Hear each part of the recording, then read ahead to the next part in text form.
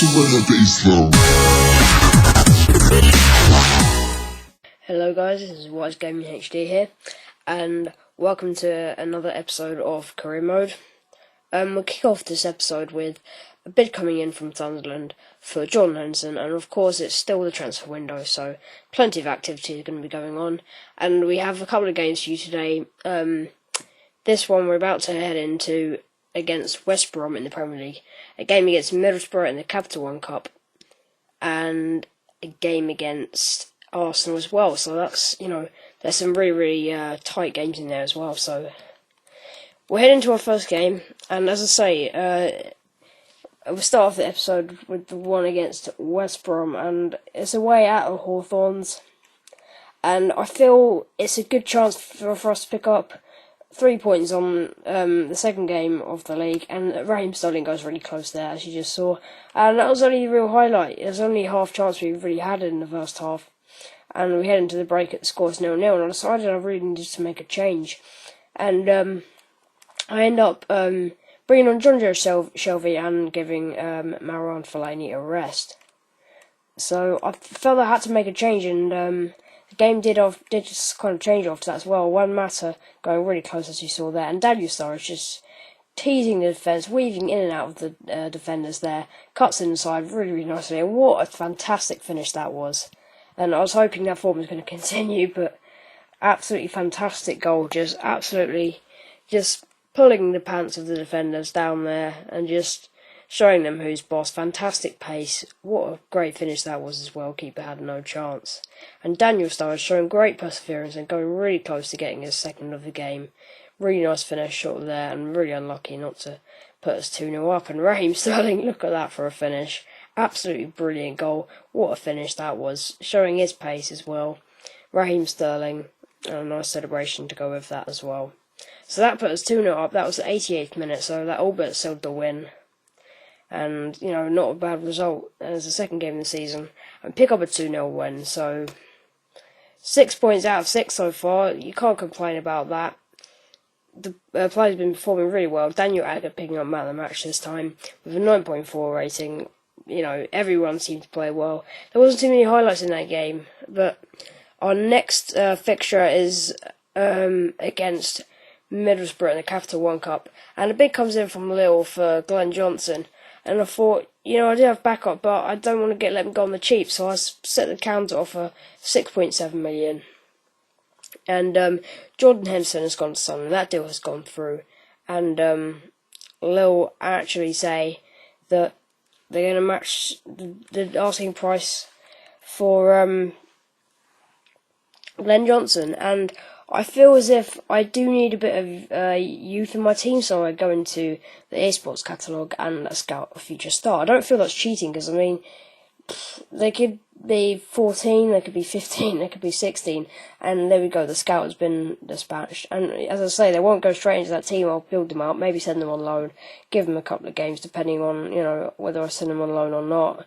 It remains to be seen how old they actually are, but this Capital One Cup game against Middlesbrough, we did actually sim it, and unfortunately Tim Krul picking up an injury early on in that game, and Aubameyang did score for us, Daniel Agger getting another one for us, and then Aubameyang unfortunately missing a penalty, so we spent our chance to go 3-0 up, and made a couple of changes there, a couple of yellow cards picked up, but a fairly easy win in the end, and the scores finished at 3-0, Aubameyang getting his second of the game late on there in the 86th minute, so quite relieving. And Tim Krul's only out for 7 days, I believe that was, maybe 8, I'm not entirely sure.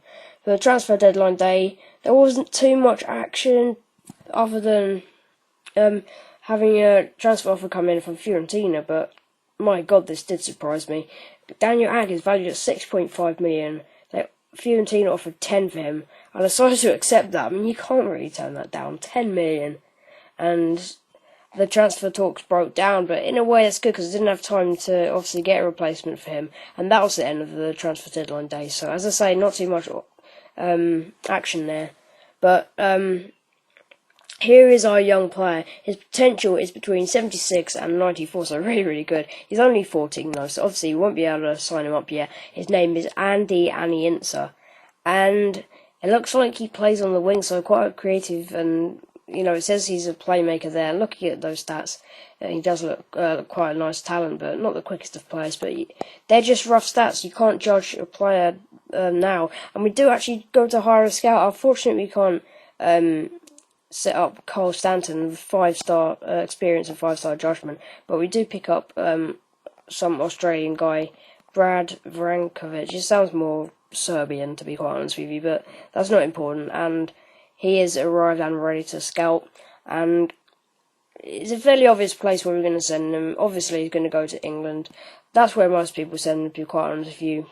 And I was torn between going for 6 months and 9 months. I thought 9 months is a long time. 6 months is long enough, to be quite honest. And again, I was torn between the type of the player I wanted, but I did choose an attacker. It's too tempting. I wanted a playmaker, but I thought, that Andy Anderson guy's already a playmaker, come winger. But, I did really sort of think a playmaker would be a bit more appropriate. But there you go. And we have a really, really tough game. Important game this was. And a league fixture at home against Arsenal. Juan Mata's rating has actually gone up by 1, as has Aubameyang, but his rating has gone up by 2, so he's an 82 now. And a few players have increased. I think Asaidi's gone up from 77 to a 78 as well. So that was, always nice to see the players on form and playing really well. And I wasn't too sure what to expect from this game. I expected a really tight game, and that's exactly what it was. But unfortunately, Fred did score. And when I saw he was on the team sheet, I actually laughed. I thought, he don't do any damage. I wrote him off, but, he did actually pick himself up a goal, so I'm quite surprised with that. And just look at this run from Asaidi from nearly my penalty box, showing his sheer class and pace there, bombing down that wing, no one could catch him, and pulled it back really nice for Daniel Sturridge, and Chesney makes a comfortable save in the end, so that was a decent chance. And straight after, just look at that for a ball from Asaidi. He was absolutely on fire, but unfortunately nothing came from that. Much second clear, and that was half time. And we do actually go into the break 1-0 down, conceding a goal from Fred, and Arsenal had 58% of the possession. We couldn't really get into the game. Apart from Asaidi, he was the only one that performed well, to be quite honest with you. And as you saw there, we did put the play onto attacking, because it's really important to get, even if we weren't going to win the game, get something out of it. And Tim Krul there, 2 clean sheets, which is the league best. I know it's earlier on in the season, but 2 clean sheets out of 2. And wow, what a strike from Raheem Sterling. Absolutely top draw stuff. He's been on absolutely amazing form lately. That's his 2nd goal in as many games for us. 2 amazing finishes. And look at that. Just cuts inside. Great speed and dribbling there. And an absolutely top draw finish into the top corner. And unfortunately, Thomas Vermaelen puts Arsenal back in front in the 64th minute. A really, really nice header from him, I'm not going to lie. And Aubameyang cuts inside. Nice dribbling from him there. And a really nice shot, but the keeper sends it out for a corner. And Juan Mata sends it in really, really nicely. Our last chance, the 90th minute. Can we do it? Of course we can. Marouane Fellaini can get us that point that we really, really needed, and he's going to be the one, I think, to just grab me those important goals and pick up some valuable points that's going to help me on my way to achieving that top 4 finish that Liverpool want me to do. And that was the end of the game, so really relieved that Fellaini came to my rescue and rescued the point for us, and that's really, really important come the end of the season. And Marouane Fellaini picking up man of the match for an 8.5 rating. He had an absolutely amazing game. I mean, he's just a Liverpool legend now after getting that point. Really, really important. And we're coming up to the end of the episode now, guys. Check my channel tomorrow for the next episode, and we'll head into our first Europa League game of the season in the group stage, and that was away against Sport Locker, and that's a great game. You do not want to miss that. Thanks for watching, guys. I'll see you later. Bye.